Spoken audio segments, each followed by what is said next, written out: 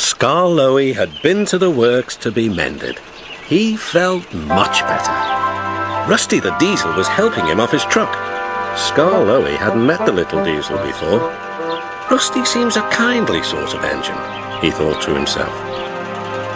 I help to mend the line and do odd jobs, explained Rusty. I hear everyone is looking forward to seeing you again. Come on.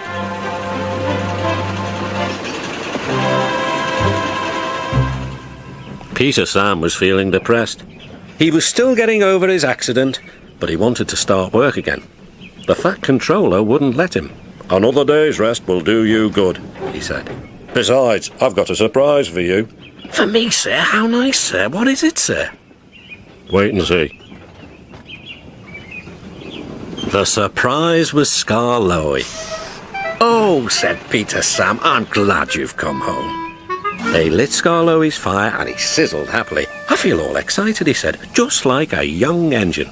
Now, tell me all the news. I see you've met Rusty, said Peter Sam. Yes, I like that diesel. So do I, replied Peter Sam. It's a pity Duncan doesn't. Who is Duncan? He came as a spare engine after my accident, replied Peter Sam. Is he useful? He keeps busy and I'm sure he means well, but he's bouncy and rude. He sings and sways and swivels around. His driver calls it rock and roll. I understand, said Skarloey gravely. His driver interrupted. Duncan has done it again. He's stuck in a tunnel. Come on, old boy. We'll have to get him out. Skarloey was pleased.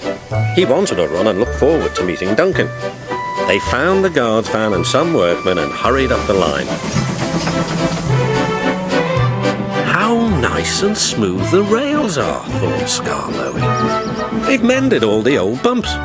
The little diesel helped do that. What a difference Rusty's made to the line.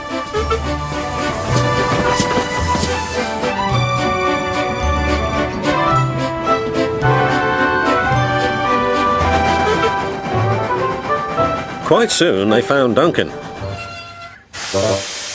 He was stuck at the far end of the tunnel, and he was very cross. I'm a plain blunt engine as speak as I find. Tunnels should be tunnels and not rabbit holes. This railway is no good at all. Don't be silly, snapped his driver. This tunnel is quite big enough for engines who don't rock and roll. It took some while to clear away the rocks and set Duncan free again.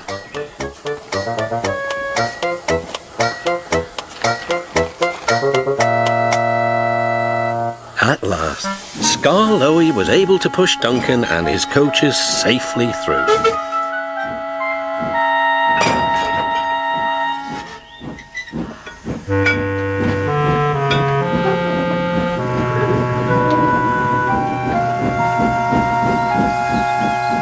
The guard's van was left on the siding, and the workmen stayed to make sure everything was safe.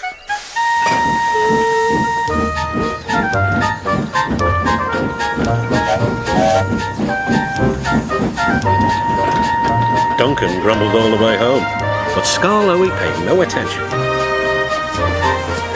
Later, the Fat Controller spoke severely to Duncan.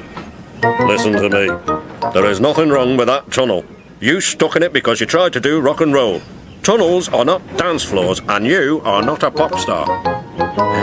The Fat Controller gave his full attention to Duncan's funnel.